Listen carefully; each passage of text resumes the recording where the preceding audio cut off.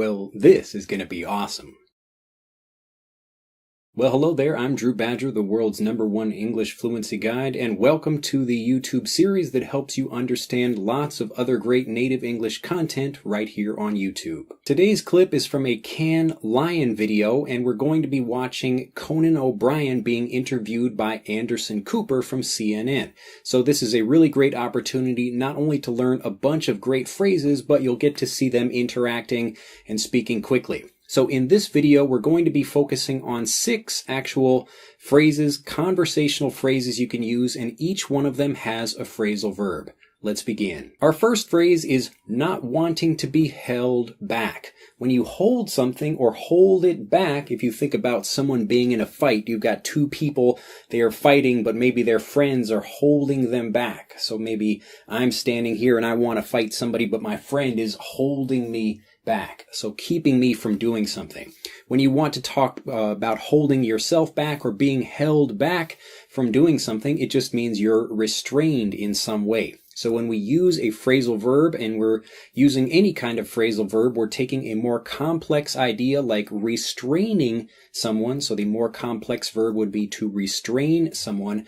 But in a casual conversational way, we say we're holding someone back. Watch the clip. And I'd say, well, I'll do it, but I don't want to be held back in any way. They said, we don't care. As a reviewer, you have no credibility, so I don't want to be held back in any way. I don't want to be held back in any way. I don't want to be held back in any way. So Conan talks about not wanting to be held back. So he has a comedic style. There are certain things he wants to do or to say in a particular situation. He wants to be funny and make whatever kind of jokes he wants. So he doesn't want to be held back. Held back. The next expression is to take off. If you think about a rocket, something that begins moving and it's moving very quickly and it's going up, up, up, it could be a physical thing like a rocket. Again, this is where phrasal verbs usually come from. There is a physical origin with something, and then we use it to describe things that are maybe not physical or maybe a little bit more of a figurative meaning. So not a real thing where we're physically moving something, but a figurative meaning.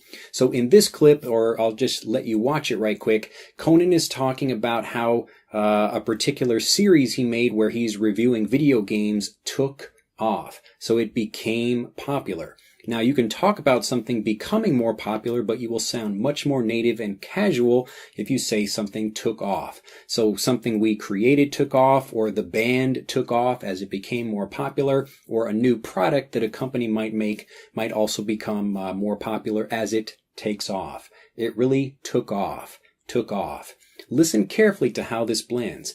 Took off. Took off.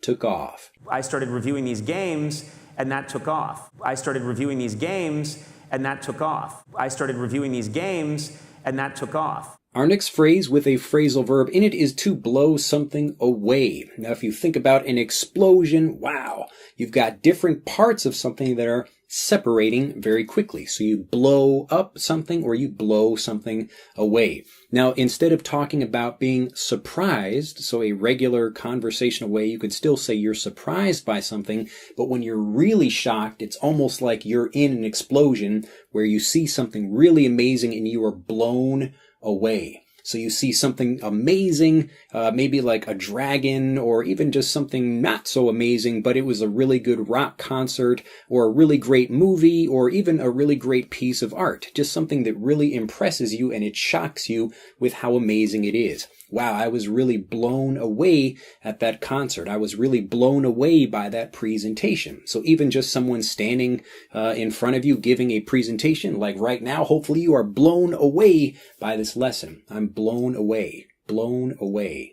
But they've watched online the review of the new Lara Croft Tomb Raider, right, and it blew them away, and it blew them away, and it blew them away, and it blew them away. Next, another fantastic phrase Conan uses is to tone something down. And in this sentence as well, he talks about perviness. Now, perviness, this is one of those words where we're taking perverted, where you're doing something maybe, as in the case with Conan in this example, he's looking at a young woman who's a video game character in a sexual way. So it's kind of inappropriate. Now, he's a comedian, so he can do that and talk about that in that way, but basically he's doing something that's perverted.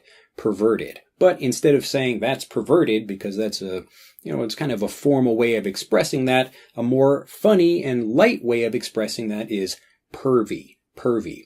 So when he's doing this video game review, he's talking about this video game character named Lara Croft from the video game Tomb Raider, and you'll see that in the presentation. But he's, sitting there talking about that, and he's making some jokes and noticing, wow, I'm very attracted to this girl. So the producers or the people are asking him, hey, can you tone down?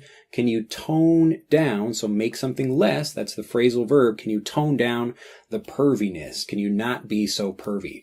So if you ask someone, hey, can you tone it down? Like if people are really excited about something, you go to a kid's birthday party and all the little kids are excited, you can say, hey, can you tone it down? Tone it down. So we're trying to take something and reduce it in some way, to tone down. One of the people that worked with it was like, maybe you could tone down the perviness a little bit. I was like, I can't. She's incredible.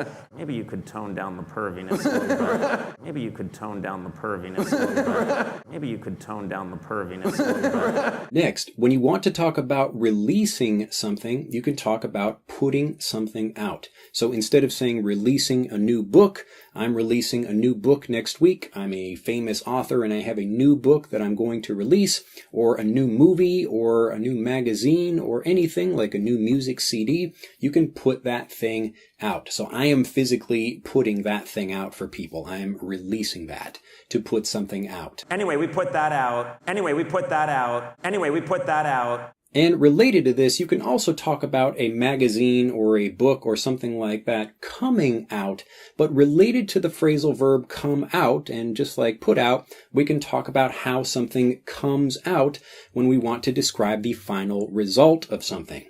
So maybe I put some cookies in an oven. This is the physical idea. I put something in, and when they come out, I can talk about, what was the final result of the cookies? So I can say, they came out very well. The final result was very good. So the cookies came out very well, or the result of the cookies was very well, or very good, I should say. I was delighted making it. It came out really well. People really liked it. It came out really well. It came out really well. It came out really well. Well, I hope you've enjoyed the clip. I want to say thank you for Cannes Lions for making this available. They like to release content that other people can mix and match and create new things out of. So that's what we're doing here, and making it available for you so you can improve your English more. Anyway, I hope you've enjoyed it. If you have, please like this video. Do become a subscriber of the EnglishAnyone.com YouTube channel if you haven't already, and share this video with anyone else if you'd also think maybe they'd like to learn some English and improve their conversational fluency as well. That's the end of this video. Now it's time for you to check out that video, and I will leave you there. Have a fantastic day. Bye-bye. Now click on the link in this video to watch Anderson Cooper interviewing Conan O'Brien. It's a fantastic interview, and I'm sure you'll enjoy it. And if you'd like to learn how to get fluent 2, 3, or even 10 times faster, click on the link in this video to learn how. Have a fantastic day and keep practicing.